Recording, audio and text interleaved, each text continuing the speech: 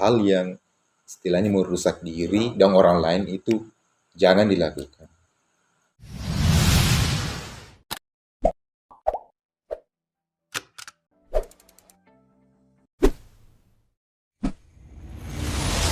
Assalamualaikum warahmatullahi wabarakatuh. Baik, kembali lagi di channel kami, channel Milenial Keren. Malam hari ini kita kedatangan tokoh pemuda yang inspiratif, yang penuh dengan kebijaksanaan. Sengaja kami mengundang beliau karena kami menganggap bahwa akan ada ilmu besar, akan ada pembelajaran banyak yang akan kita dapatkan dari beliau. Baik, langsung saja Handi Paceleni. Selamat datang, Pong. Siap. Apa kabar, Pong? Alhamdulillah sehat, baik. Ya, terima kasih ini Pong karena Moki berkunjung di channelnya kami sebagai narasumber untuk teman-teman di luar sana, Pong. Ya, karena kami paham sebenarnya, Pong, Bapak ini banyak kesibukannya. Untuk mengatur waktunya mungkin baru pada hari ini bisa meluangkan waktunya sedikit, Pong. Dan ternyata tadi, Pong, sebelum ke sini masih sempat melakukan aktivitas tanggung jawabnya sebagai kan kerja dalam satu perusahaan begitu, Pong, ya. Tadi selesai dari Bekasi, langsung siap-siap ke sini untuk hadiri ini. Sangat luar biasa, makanya kami katakan bahwa sangat-sangat spesial, Pong, untuk kehadiran tak. Baik, Pong, kami sering mendengar nama bahwa nama tak tuh, Pong, Andi Paceleni, sehingga muncul pertanyaan, kenapa mesti Andi Paceleni itu nama tak, Pong? Kami ada pertanyaan, itu nama apa sih anunya itu, pemaknanya sehingga dikasih nama Andi Paceleni. Jadi bagaimana itu, Pong, nama Andi Paceleni? Apakah ada nilai historinya, Pong? Ya, nama Andi Paceleni itu nama pemberian dari orang tua yang diambil dari nama leluhur. Nama leluhur dalam artian, Pong, yang orang tua yang dulu begitu, Pong? Nama kakek, kakek saya punya bapak begitu. Sudah agak betul leluhur namanya, Pong, karena sudah jauh begitu. Generasi keempat loh. Saya. Nah, Pong, itu kan dari kakek. Kenapa mesti namanya itu yang dipakai? Apakah ada ada sejarahnya, ada yang ingin disampaikan dari itu, Pong, nama? Mungkin dari segi sejarah peranan beliau juga bagaimana ya, belum saya terlalu dapat bagaimana, tapi intinya mungkin saya pernah dengar ini orang tua memberi nama Andi Paceleni itu supaya kita bisa mengingat budi luhur para pendahulu kita. Karena seperti dalam ibarat pepatah Bugis, kalimat Bugis itu, pesannya itu deki jaga tuo maka tuo madeceng maka kuange yakutania adecengena toriolota. Dan mungkin itu pesannya, dan dengan nama ini kita bisa mengingat tentang leluhur kita. Nah, tadi itu pepatah dari pepatah Bugis, Pong. Karena mungkin nantinya tidak semua kita bisa paham tentang pepatah seperti itu. Kalau dibahasakan dalam bahasa Indonesia, apa sih pemaknaannya itu, Pong? Maknanya kita hadir sekarang, generasi sekarang, berkat doa-doa dan harapan orang tua dulu kita. Dengan kebaikan mereka pada zaman dulu, mengharapkan keturunannya atau wija-wijannya itu bisa hidup lebih baik dari mereka, bisa mengambil contoh yang baik daripada dulu. Dan kata Pacelengnya itu, dasar katanya itu kan celeng itu, artinya bisa melihat, mengunjungi, dan mungkin dari situlah agar mungkin yang memakai nama ini bisa selalu melihat keadaan sekitar itu. Misalnya bisa memberikan dengan nama itu, Bang, dengan harapan bisa artinya bisa berbuat untuk orang di sekitar, berbuat untuk orang banyak begitu, Bang, ya. Allah alam bisawab. Asik. Kita tidak tahu tapi mungkin kesannya ke situ. Iya, Ya, karena kesannya ke situ. karena seperti tadi yang diutarakan tuh yang disampaikan, ya ada kesan sampai ke sana. Ya. Itu.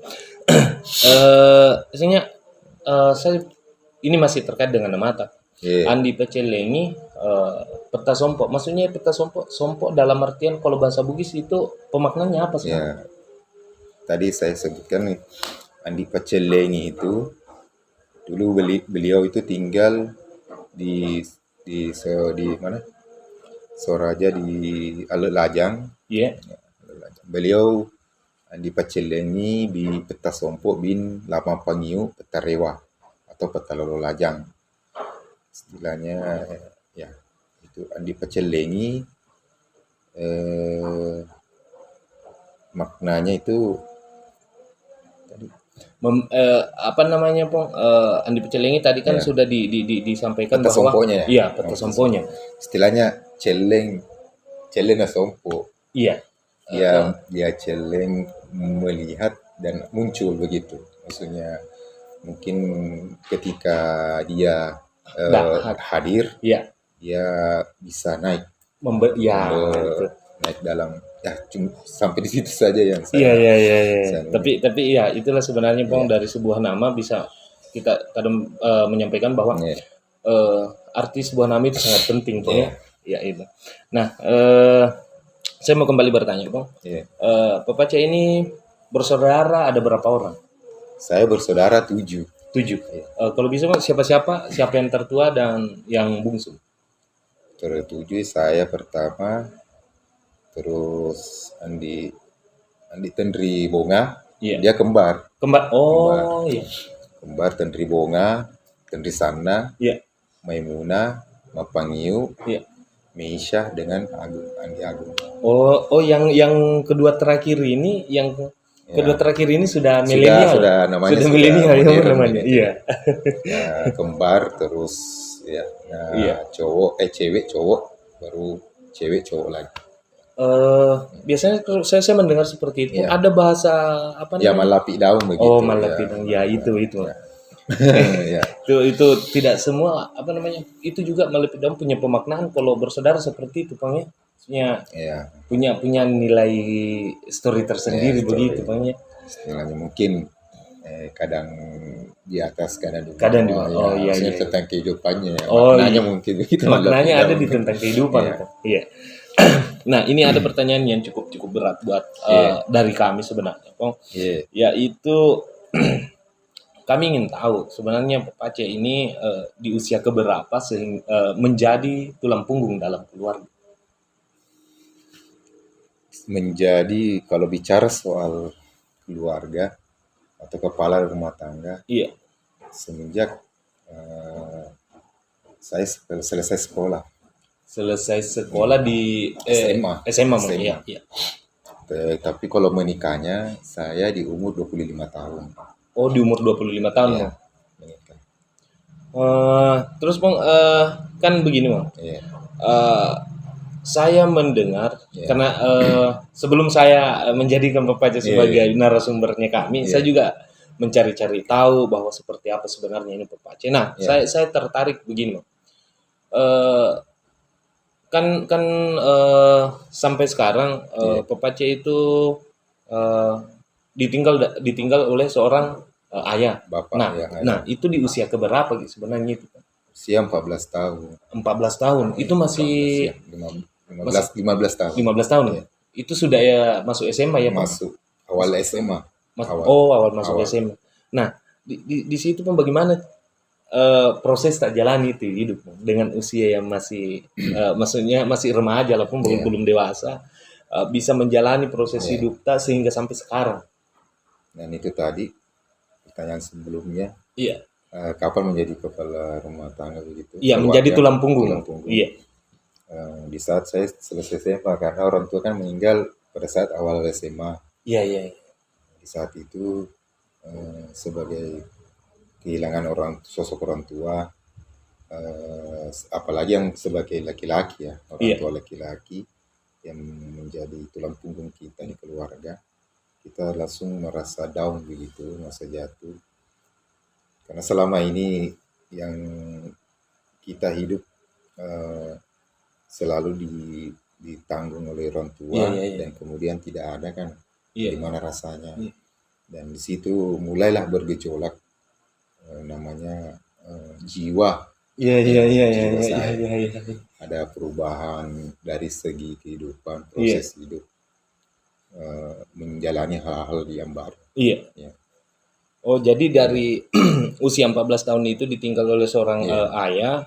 Disitulah mulai sebenarnya Papa C ini menjalani hidup dengan memposisikan diri sebagai saya juga tulang punggung keluarga. Cuman tapi begini, pada dasarnya pada saat itu kan saya masih sekolah, jadi saya belum tahu namanya sebagai bagaimana. Setelah kan tadi saya bilang setelah sekolah.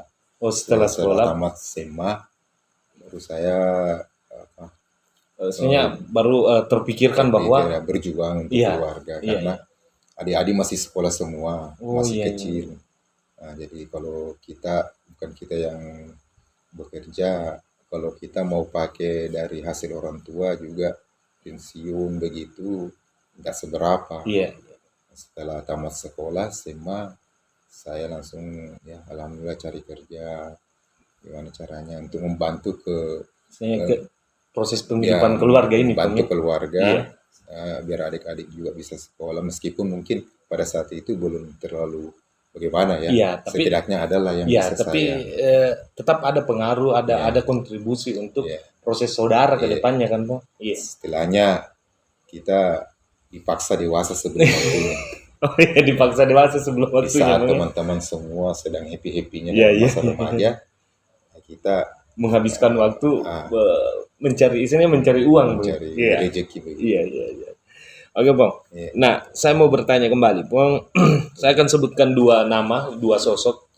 Saya meminta tanggapannya Pak Aceh tentang 2 nama yang saya sebutkan tadi. Ada 2 nama, yaitu Andi Musakir dan Andi Salmia. Bagaimana kedua nama ini bagi Pak Aceh? 2 nama ini, kalau kita mau bilang ini sosok yang sangat berarti sebagai orang tua. Semua punya peran dalam hidup, mulai kita dalam kandungan lahir sampai besar begitu. Mereka merawat kita. Sosok Andi Musakir ini, saya punya bapak begitu. Dia sosok yang betul-betul dalam kehidupan saya itu menjadi seperti influencer lah. Jadi sebagai motivator. Motivasi. Karena saya tersugesti dengan karakter beliau. Tapi saya sadarnya pada saat saya sudah berumah tangga. Dulu karena namanya mungkin gejolak kaula muda, jadi belum bisa berpikir berjalannya waktu beliau ini sosoknya sosok karakter yang betul-betul sebagai pejuang keluarga. Dari kecil memang berjuang, sempat cerita. Dulu beliau ini waktu kecil kan orang tua orang tua saya ini, papa saya, dia tinggal di keluarga, sekolahnya tinggal di rumah tante, menumpang karena mau sekolah, pernah tinggal di Palatae, Sinjai, begitu. Dia juga pernah jual waktu kecil itu beliau pernah jual daun jati. Daun jati di pasar untuk bungkus ikan waktu sekolah. Jadi memang mental juang untuk hidupnya itu dari kecil. Makanya sosok beliau itu sangat berarti. Dan saya tersugestinya di situ. Makanya saya pertanyakan khusus ini karena ini ternyata cerminannya Pak Aceh ada di sini. Bisa sedikit banyaknya ada di situ. Sedikit banyaknya ada di situ. Dan ibu ini, Andi Salmia tadi, sosok ibu yang saya sangat menghargai soal dari segi kesabaran dalam menjadi ibu rumah tangga dulu, dalam mendidik kami, anak-anaknya yang anak-anak kecil. Beliau menjadi orang yang sabar dengan proses hidup kami, keluarga kami, begitu. Jadi kedua orang tua itu sebenarnya peranannya sangat luar biasa di proses tapuannya. dan semua orang tua pasti Iya, begitu. Nah, oke, itu tadi Pong tentang beberapa rentetan pertanyaan tentang keluarga pun tentang pribadi Pong. Saya mau berpindah ini pertanyaan pun tentang pengalamannya Pak Pace selama berproses. Nah, ini ada pertanyaan Pong. Kan dari story-nya Pak Pace juga selama menjadi pemuda, saya mencari mencari informasi-informasi. Ternyata kalau Pak Pace pernah ada di dunia yang dimana yang dikatakan oleh zaman sekarang atau di zaman sekarang adalah dunia dunia kenakalan remaja. Ada pernah di posisi itu? Sekira dunia gaib. Dunia gaib, tidak. Iya, dunia kenakalan remaja begitu. Iya. Bagaimana itu? Ya. Apakah memang pernah ataukah itu cuma cerita atau bagaimana? Bisa kita flashback lagi dulu. Ya, ini penting sebagai pembelajaran.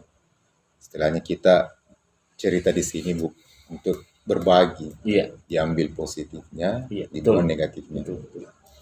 Ini dulu pada saat orang tua saya meninggal, di situ saya mulai jiwanya bergejolak bagaimana begitu.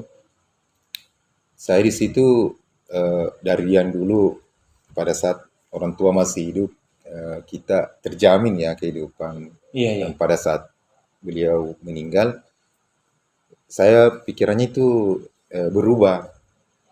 Nah, di situ pikiran saya itu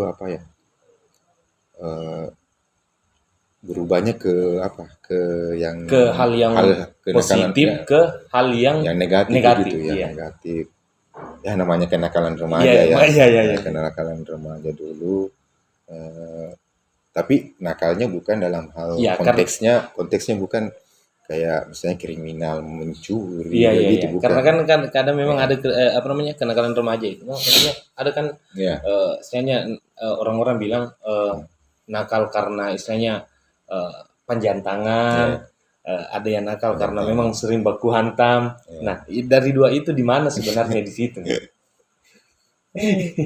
Kalau mau bicara dulu ya di situ pas tadi itu yang pas saya meninggal, saya masih sekolah. Saya masih sekolah. Pada saat itu pikiran itu kacau. Pikiran kacau. Daripada saya tinggal di rumah, memikirkan kehilangan sosok orang tua, batinnya ini betul-betul memang bergejolak begitu, tertekan. Karena mungkin lebih baik itu kita tidak punya orang tua saat kita kecil. Maksudnya belum sadar belum paham begitu. Daripada sudah ada terus tidak ada, itu akan lebih sakit. Itu akan lebih sakit. Dan pada saat itu pikiran saya begitu, satu saja, buat apa saya hidup? Sampai segitunya. Maksudnya berpikir bahwa sudah ada tidak ada orang tua, maksudnya sudah tidak ada bapak kan? Istilahnya apalah artinya saya ini sudah tidak ada pegangan begitu. Sampai seperti itu. Sampai seperti itu, terus ya banyaklah kejadian-kejadian. Dari sekolah saya dikeluarkan. Saya berurusan dengan polisi juga, datang ke sekolah. Ya, pada saat itu daripada saya tinggal di sekolah tersebut, terus saya diproses. Ya, ada jalannya saya keluar. Keluar tapi saya masih bisa sekolah. Maksudnya bukan keluar, maksudnya mau pindah sekolah. Saat itu saya pindah sekolah. Supaya karena saya masih mau sekolah, cuma karena pada saat itu ya dari sisi lain ada mungkin keadaan tertentu yang mengharuskan bahwa saya harus pindah sekolah. Itu. Jadi istilahnya kalau zaman-zaman sekarang kan begini, Bang. Kita sering melihat sekarang generasi-generasi hal sedikit menjadi persoalan baku hantam, bertengkar. Nah, kalau melihat dari story senior dulu, Bang, apa sih perbedaannya senior dulu dengan yang sekarang? Perbedaan segi apanya? Maksudnya segi menanggapi dalam suatu persoalan. Kalau dulu kapasitas saya bicara kan, maksudnya pengalaman saya dulu itu yang saya lihat ya. Yang saya lihat dulu sih tidak pakai bicara, Oh, Kalau enggak ada masalah negosiasi ya tidak ada. Sedikit merasa pikiran ini tidak enak, Iya. sedikit-sedikit main tangan, Langsung main hantam. tangan ya main tangan begitu. Dan dulu memang kita apa ya? Saya juga melihatnya dari kebetulan senior saya Iya. sebelumnya juga ya sering lihat-lihat begitu. Ya mungkin terbawa di situ lah. Kita sering ikut dalam hal negatifnya itu. Jadi cocok ini Pondi Iya. kalau ada yang mengatakan bahwa proses hidup kita itu bergantung besar dari lingkungan. Lingkungan sangat berpengaruh. Sangat berpengaruh. Oh Sangat. iya. Nah, oke lah, Bang. Iya. Itu tentang proses tak, Bang. Iya. Saya sebenarnya apa namanya? Karena pernah ada di situ. Iya. Untuk menjadi pembelajarannya kita semuanya. Iya. Apa sebenarnya positif negatifnya, Bang? Kalau bicara negatif dulu ya. Iya, negatif dulu, Bang. Negatifnya itu banyak. Banyak sekali. Banyak sekali dibanding positifnya. Di negatifnya itu kita sering berhadapan dengan orang, sering bikin masalah, bikin malu keluarga. Nah, ini yang penting. Nah, itu yang penting. Iya. Dulu itu ya namanya sering bikin malu. Mungkin ada juga keluarga yang sudah tidak menganggap. Sudah tidak menganggap keluarga karena bikin malu. Iya. Karena dari situnya sering bikin masalah. Iya. Tapi orang-orang mungkin tidak tahu kenapa saya begitu. Ya, ini sebenarnya yang perlu diluruskan. Perlu ditahu bahwa apa namanya? Tidak ada asap kalau tidak ada api. Iya. Karena itu yang tadi saya bilang dulu, daripada saya tinggal di rumah pada saat itu saya jatuh begitu, kehilangan orang tua, dan berpikir saja percuma hidup. Iya. Nah, di situ saya keluarnya begitu, mencoba hal-hal yang negatif yang tidak perlu dicontoh gitu. Betul. Jadi larinya ke situ supaya pikiran saya itu enggak buntu gitu ya. Tapi sebenarnya itu tidak baik, Bang. Tidak baik sekali. Nanti tapi itu ada itu contoh yang buruk. Ya. Contoh yang buruk. Contoh yang buruk. Positifnya tadi tentang positifnya mungkin satu hal saja dari hal yang semua saya alami proses hidup itu. Iya. Dari konteksnya kenakalan itu ya. Iya. Saya banyak tahu situasi karakter orang dan banyak pergaulan dan banyak saudara. Iya. Meskipun mungkin negatifnya banyak, saudara ke negatifnya banyak, tapi ya itulah namanya proses hidup. Iya. Dan itu kan menjadi pembelajaran. Sebagai apa namanya? Sebagai acuan untuk jauh lebih baik ke depannya. Dan sebagai apa ya? Untuk generasi sekarang. Ya, ini kalau penting. Halnya itu kita tidak bisa menghindari yang namanya usia remaja. Pasti ada namanya gejolak kaula muda ya. Iya. Gejolak kaula muda yang darahnya masih membara-bara, antusiasnya masih tinggi. Betul. Apa yang mau dimaui ya harus. Itu yang mau itu yang positifnya kalau kita bicara ya. Iya. Dan kalau negatifnya hal-hal yang istilahnya merusak diri dan orang lain itu jangan dilakukan. Kalau perlu ada sesuatu yang bisa menimbulkan hal gesekan, lebih baik kita hindari. Oh, menghindari saja ya, Bang. Nggak kayak dulu, kita yang cari. Dulu yang cari. Dulu memang keluar dari rumah itu niatnya cari deh. Cari. Apalagi yang ini hari. Meskipun pada saat itu kita yang bikin, kita lagi ya namanya kehidupan. Iya. Tapi begini, Bang. Saya pernah mendengar satu cerita dari teman. Ini mau buktikan apakah maksudnya pembuktiannya apakah memang pernah, Bang, kita dihadapkan suatu persoalan yang dimana kita berhadapan dengan satu kampung. Pernah. Bagaimana ceritanya itu? Karena pada saat itu pembuktiannya kan tidak bisa karena sudah lewat. Iya, betul. Sudah lewat. Ya, mungkin kebenarannya ya. Dan hal itu saya pernah ke suatu acara ya. Dalam satu desa. Desa itu. Ya namanya kita mau ada di lingkungan itu. Iya. Setelah kita berkumpul, menenggak namanya orang dulu air kedamaian. Namanya dulu air kedamaian. Air kedamaian Ya, setelah itu saya mungkin pada saat itu mungkin ya namanya eh, apa namanya kita tidak bisa hindari ya terbawa, terbawa iya, suasana. iya, Terus kita tidak bisa hindari namanya apa namanya pertikaian. iya.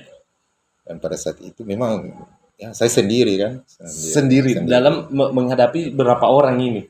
puluhan Puluhan. puluhan puluhan. Dan alhamdulillahnya pada Iya, saat itu karena mungkin atas izin Allah iya, saya masih diberi keselamatan. iya, iya. Eh, Alhamdulillah tidak ada luka. Tidak ada luka begitu. Luka bagaimana yang berarti dibuka juga masih ada. Teman-teman banyak yang heran juga. Iya. Kenapa bisa? Siapa coba yang tidak heran Iya. Pung, dalam puluhan orang yang dihadapi tapi kondisi masih Masih iya. terus, ya. Ya namanya Sampai seperti itu, Bu. saya lihat. Nah, itu untungnya itu pada saat itu mata masih Iya, masih masih jelas. iya. Bisa melihat besinya orang. Sampai pakai Ya, besi begitu. besi sama tangannya, nah, maksudnya bisa dihindari lah. Mungkin itu semua dari izin Allah, kita masih diberi kesadaran Iya, iya, sedikit. iya. Dia sampai se ekstrim itu, Mi. Istri ya. Ngeri. Ya, ya uji nyali juga lah. Uji nyali. uji nyali, Mi, ya. Uji nyali. Itu Karena kategori uji itu nyali. secara tidak langsung ya, bagaimana mental kita Terbentuk. terbentuk, Iya, terbentuk dalam segi kehidupan keluarga, iya. dalam segi kenakalan remaja, semua punya efek. Oh, Punya efek dalam iya. diri kita kan. Tapi, Diri saya iya. terkhusus diri saya. Tapi ya ambil positifnya, tinggalkan negatifnya. Iya, Dan apa namanya? Yang proses yang dulu itu Iya. apa namanya? Kesimpulannya proses yang dulu itu Iya. tentang hal-hal yang ekstrim itu kesimpulannya adalah tidak baik. Tidak baik. Tidak baik dan tidak patut dicontoh. Tidak patut dicontoh. Tidak patut. Keren ini. Jadi kenapa ya ini Pong? Iya. Mungkin ada yang bertanya, kenapa mesti kita yang saya jadikan narasumber tentang membahas persoalan ini? Karena apa, Bang? Karena kami mau bahwa yang menyampaikan hal tersebut adalah yang pernah melalui proses itu, sehingga bisa lebih paham gitu, lebih paham bahwa saya pernah lalui jadi pintar Kak, bisa Kak sampaikan gitu. Ya makanya itu Pong, seperti itu sehingga kenapa kami sepakat bahwa kita undang Andi Celengi untuk menjadi narsum dalam konteks apa namanya konten untuk konten edukasi ini, gitu. Oke, Bang. Selanjutnya. Mudah-mudahan ada edukasinya. Insya Allah pasti ini edukasi besar sebenarnya, serius ini. Nah, yang buat Ki lepas dari apa namanya kenakalan remaja itu, kapan dan kenapa berani Ki tinggalkan kenakalan remaja itu? Ya namanya proses hidup. Ada satu titik kita dari sekian banyak wejangan nasihat dari keluarga dan yang kita alami kan, kejadian yang kita alami, mungkin pada saat itu saya sudah harus berpikir kalau hal ini sepertinya tidak baik untuk tidak baik. Sehingga itu mendasari untuk meninggalkan itu pada saat saya mulai berpikir untuk menikah. Karena apa ya? Setelah menikah kan kita harus berubah. Kita pola pikir yang dulu yang ditinggalkan, belajar untuk meninggalkan. Ya, namanya manusia tidak lepas dari kesalahan. Betul. Manusia tidak lepas dari kesalahan. Jadi hal-hal yang negatif itu sebagian besar harus ditinggalkan. Oke, karena tadi Pak Pace menyampaikan bahwa itu berproses setelah ada niat untuk menikah. Nah, ada pertanyaan saat apa peranan? Saya akan sebutkan satu orang, nama satu orang. Saya meminta peranannya sebentar, Bang ya. Apa peranan dari Kak Sri selama proses bisa tinggalkan kenakalan remaja ini? Di balik seorang lelaki itu perlulah namanya dorongan dari seorang wanita. Banyak seseorang itu mungkin berilmu, tapi tidak memahami ilmu itu untuk apa. Kita tidak pernah mengatakan diri kita sebagai seorang Islam yang betul-betul Islam, tapi